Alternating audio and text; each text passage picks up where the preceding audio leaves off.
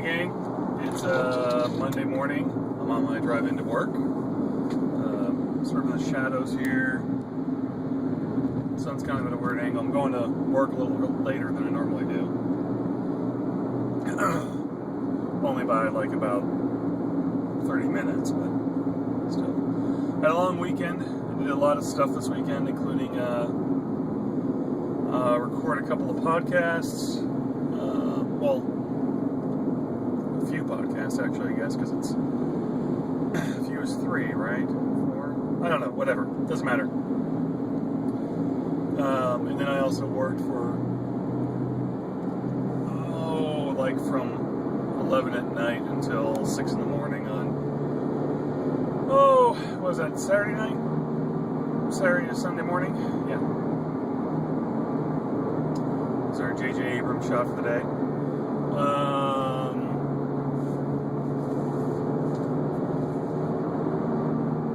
Morning coffee.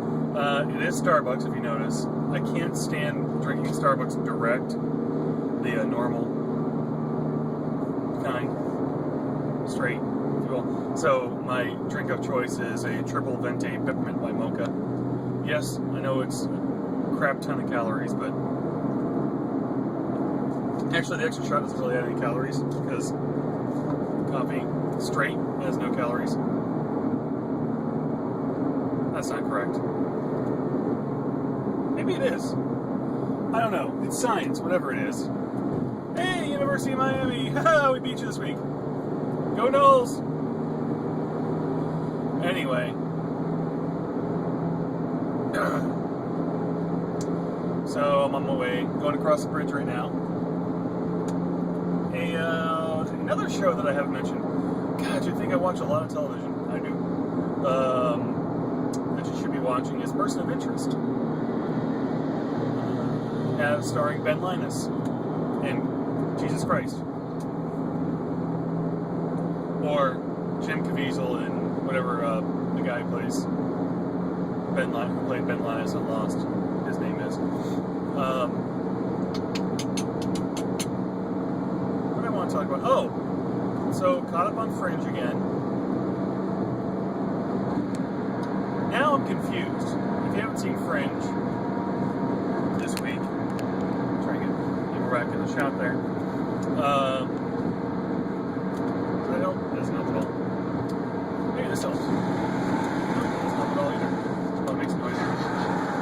Oh, that's more flaring. Awesome. Anyway, as you know, if you're watching one of these, by the way, and it's like the first one you've ever watched, this is for the NaPodPoMo thing. It's National Podcasting Post Month, which November seems to be the month for everything. But yeah, there we go.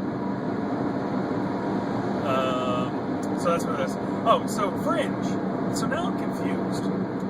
I'm going to talk a little bit about Fringe. I'm going to ask not an ethics question, but an etiquette question. And then I'm done. A real quick one. That's what she said. Probably go to about 5-6 minutes, something like that, and then we'll be done for Monday's show. But anyway, so Fringe. I'm not positive, and they're coming up on their fall finale next week. Peter said something that was very interesting, which is that, I'm not in the spoiler alert. Well, it's not really a spoiler, because I don't know what the meaning of this is. So I'm leaving it up to you to figure it out. Or just wait for the show to continue. He says he thinks he's not in the right place. Now, does that mean he's not in the right timeline, or that he's realizing he's not supposed to be there? There was an interesting thing that happened this week with time bubbles and whatnot. And was that what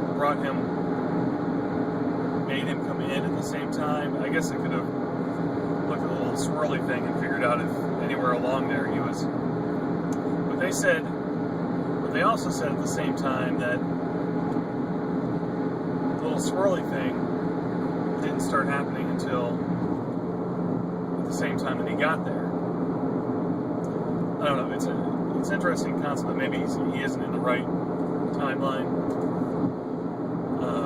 But and this is from last season, or the beginning of the season at least. But we know that the observers kind of want to get him out of the timeline. He wasn't supposed to exist. He wasn't supposed to be there for whatever reason.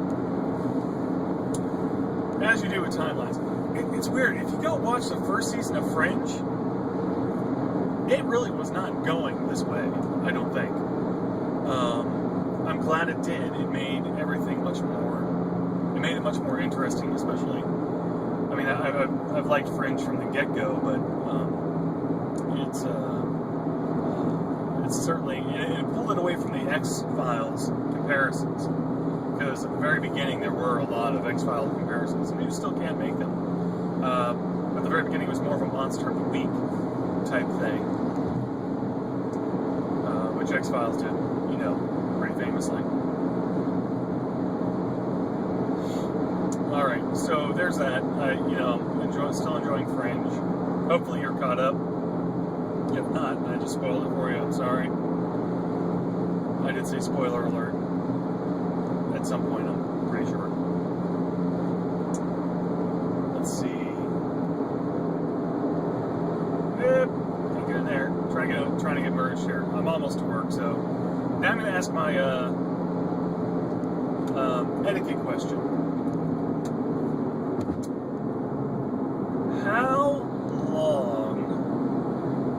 How much notice? Oh, lady, please. I know that I'm recording in here, but please stop texting, looking at your smartphone while you're driving. Mine's mounted. I'm paying attention to the road.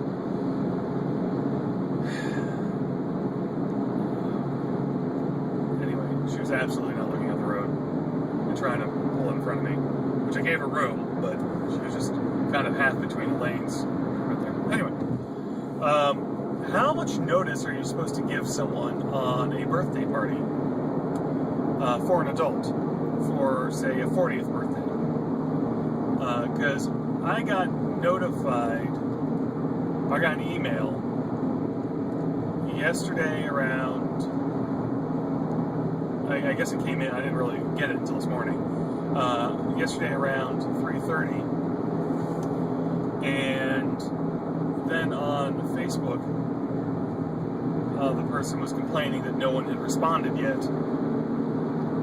Now, it's for a birthday party that's this Friday. So I got on, well, technically Monday morning. He was complaining last night that no one was responding after about 2 hours after sending it out for something that is occurring this week. Now this guy is a good friend, and him and his wife, I got them together. They're both my best friends. Or I don't know if you can have best. They're really, really good friends. I don't know if you can have multiple best friends. I don't know how that works. I'll have my daughter explain it to me. She's 12, 11, whatever. Anyway. Yeah, so I was just wondering how fast are you supposed to respond, and B, how much time are you supposed to give notice for? Because I do have other things going on in my life, and I would have made arrangements to go see them, to go to the party, if I had been given enough prior notice. So that's it. I just think that 6 days isn't enough time for a big party notification. And also 2 hours is not a reasonable amount of time for someone to expect a response. Anyway, that's just my opinion. CJ, if you're seeing this, sorry to call you out on it, but that's just how it is. Anyway, I'm gonna take off, gotta go to work, so peace.